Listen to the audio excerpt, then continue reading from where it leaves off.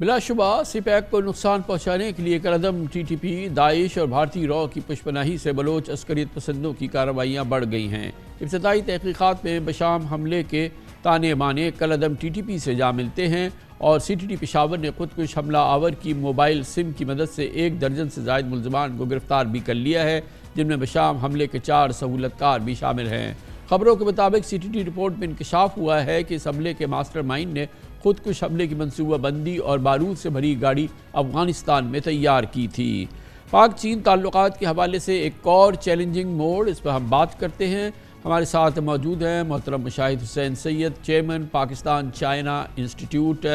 پاک چین معاملات کے بہت ہی سینئر سیزن اینالسٹ بھی ہیں مشاہد صاحب۔ بہت بہت شکریہ سر۔ یہ فرمائیے گا کہ یقیناً ایک اور بہت ہی چیلنجنگ موڑ ہے، اور یہ جو لیٹسٹ انسیڈنٹ ہے، ظاہر ہے کہ اسی مقام پہ چینی انجینئرز اس سے پہلے بھی 2 سال پہلے ان کے ساتھ یہ سانحہ ہوا تھا، یہ بھی ہوا ہے۔ اس کے کیا فال آؤٹ کیا بھی آپ دیکھ رہے ہیں فوری طور پہ؟ السلام علیکم جی کامران صاحب اور آپ کے ویورز کو بڑا السلام علیکم۔ اور واقعی آپ نے صحیح کہا کہ بہت افسوسناک پہلو ہے اور یہ دکھ بھری داستان ہے، کیونکہ یہ متواتر بار بار یہ حملے ہو رہے ہیں۔ پچھلے 5 سالوں میں 6 بڑے حملے ہوئے ہیں چینی تنصیبات پر، چینی لوگوں پر، اور 17 چینی انجینئرز، ٹیکنیشینز، ایکسپرٹس اس میں مارے گئے، اس میں 13 پاکستانی بھی اس کے علاوہ تھے، اور 3 حملے تو بالکل ڈائریکٹ ہوئے، 3 کو پسپا بھی کر دیا گیا، لیکن یہ کام رکا نہیں۔ جو کہتے ہیں نا کہ آپ پروٹیکٹ کریں یا پریونٹ کریں یا پنش کریں، تینوں کاؤنٹس میں ہماری ناکامی ہے۔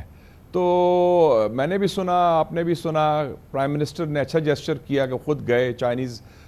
سفیر کے ساتھ داسو، لیکن بات تو یہ ہے کہ جو اسٹریٹجی بنائی گئی ہے، حکمت عملی جو ہے ہماری سیکیورٹی کے حوالے سے، وہ تو فیل ہو چکی ہے نا، اس میں ہم ناکام ہیں، اور اسی لیے چائنیز قیادت بھی، چائنیز حکومت بھی بڑی پریشان ہے۔ اور یہ میں بتاتا چلوں کامران صاحب کہ یہ ایشو 2009 سے چل رہا ہے۔ مجھے یاد ہے کہ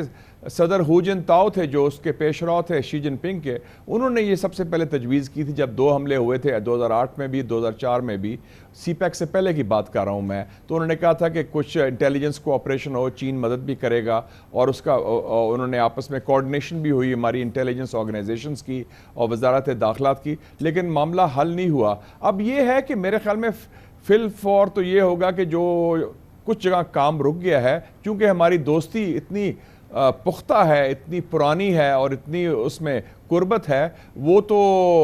نہیں میں کہہ سکتا کہ سیبوٹاج ہوگی، لیکن یہ جو ڈیولپمنٹ پروجیکٹس ہیں، جو انویسٹمنٹس ہیں جہاں چائنیز لوگ کام کر رہے ہیں، شاید اس میں کچھ نظر ثانی ہو سکتی، کچھ حد تک ابھی ہوئی بھی ہے، لیکن شکر ہے انہوں نے اعلان کیا کہ وہ کام پھر سے شروع کر دیں گے۔ لیکن یہ ایک قسم کی میرے خیال میں چائنا کے لیے ریڈ لائن ہے، اور چائنا کا جو اعتماد تھا پاکستانی سسٹم پر، وہ اس میں بہت بڑا دھچکا لگا ہے۔ شاہد صاحب ایک اور چیز ہے بڑی امپورٹنٹ کہ چائنا کی بڑی سپیریئر ٹیکنالوجی ہے، بڑی سپیریئر ان کے پاس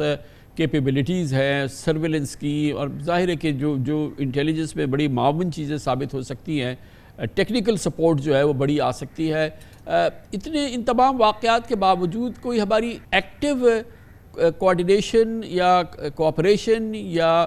کیونکہ جب امریکنز پہ یہاں اٹیک ہوتے تھے تو امریکنز بڑے اپ فرنٹ سامنے آتے تھے، اور وہ ہر انویسٹیگیشن سے لے کے کہ ڈائریکٹ ایکشنز تک کے اندر وہ انوالو ہوتے تھے۔ تو اس قسم کا کوئی، اس لیول کا کوئی ایکٹیو کوآپریشن پاک چائنا نہیں ہے۔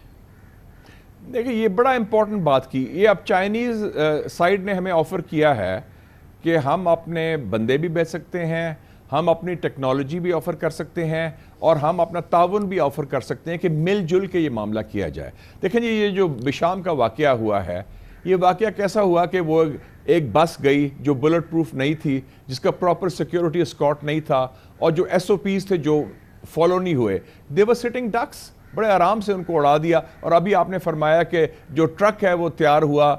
اسلحہ کے ساتھ، ایکسپلوسیو کے ساتھ افغانستان میں، تو اگر افغانستان میں تیار ہوا تو اس نے بارڈر کیسے کراس کیا؟ بارڈر میں ہماری اتنی سیکیورٹی کہ ہم کسی کو آنے نہیں دیتے, ہم کہتے ہیں یہ کریں گے وہ کریں گے, تو بہت میسو فیلئر ہوا ہے ہماری طرف سے. تو میرے خیال میں جو چائنا نے آفر کیا ہے کہ جوائنٹ ہم یہ کوارڈینیشن سسٹم بنائیں, اب وقت آ گیا ہے کہ اس کو اب اسٹیبلش کیا جائے. جیسے آپ نے کہا کہ امریکنز تو کرتے ہیں, ان کے F B I, C I A, they come in directly اور خود انویسٹیگیٹ کرتے ہیں, خود ان کی ٹیم ہوتی ہے. اگر چائنیز پروجیکٹس میں میرے خیال میں جوائنٹ ٹاسک فورس بن جائے, سیکیورٹی کمپنی کو بن جائے, وہ جوائنٹلی اس کو ہینڈل کریں پاکستان اور چائنیز سائڈ اسپیسیفک پروجیکٹس پر, اسپیسیفک جہاں چائنیز لوکیٹڈ ہیں. اور آپ کو پتہ ہے کہ 15-20 ہزار چائنیز ہیں اس وقت, کوئی 120 پروجیکٹس پر کام کر رہے ہیں پاکستان میں, جس میں سی پیک بھی شامل ہے, سی پیک کے علاوہ اور پروجیکٹس بھی شامل ہیں. تو اگر ہم نے چائنیز انویسٹمنٹ پاکستان میں رکھنی ہے, اور آئندہ کے لیے عرب انویسٹمنٹ ہے, ویسٹرن انویسٹمنٹ ہے, ایون امریکن انویسٹمنٹ ہے,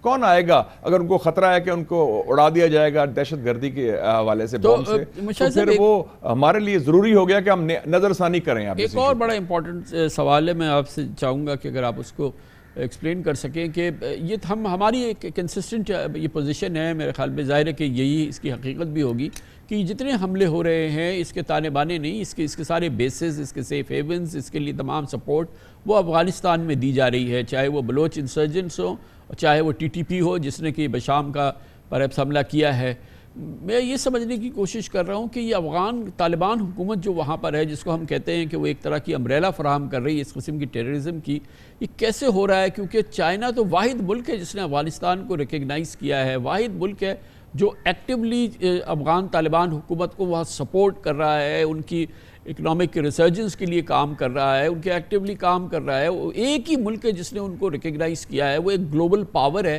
اس کے باوجود افغانستان کی اسپیس کے اندر یہ تمام چیزیں ہو رہی ہیں جو کہ براہ راست چائنیز سٹیزنز کو نشانہ بنایا جا رہا ہے, اور چائنا کا اس پہ کیا رسپانس ہوگا؟ یہ بڑا امپورٹنٹ سوال کیا. میرا تو اپنا ویو ہے کہ نمبر 1, اور ویسے بھی اس کے شواہد بھی مل چکے ہیں, کہ جو نمبر 1 ملک جو پاکستان کے اندر اس قسم کی ڈی سٹیبلائزیشن کر رہا ہے, یا ہتھیار کی سپلائز کر رہا ہے, یا پیسہ دے رہا ہے, یا اور معاونت کر رہا ہے, وہ ہندوستان ہے. کیونکہ ہندوستان میں را میں انہوں نے باقاعدہ ایک سیل بنایا ہوا ہے, اینٹی چائنا سیل, اور اس کے پیچھے کوئی اور ہے وہ میں نہیں کہہ سکتا, لیکن ہندوستان تو براہ راست انوالوڈ ہے. دوسرا جو ہے, اس ایشو پر ابھی تک کسی ٹی ٹی پی والوں نے کلیم تو نہیں کیا, انہوں نے ان کے خلاف الزام لگایا ہے سی ٹی ڈی نے, جو خیبر پختونخوا کی کاؤنٹر ٹیررزم ڈپارٹمنٹ ہے, لیکن جو ٹی ٹی پی ہے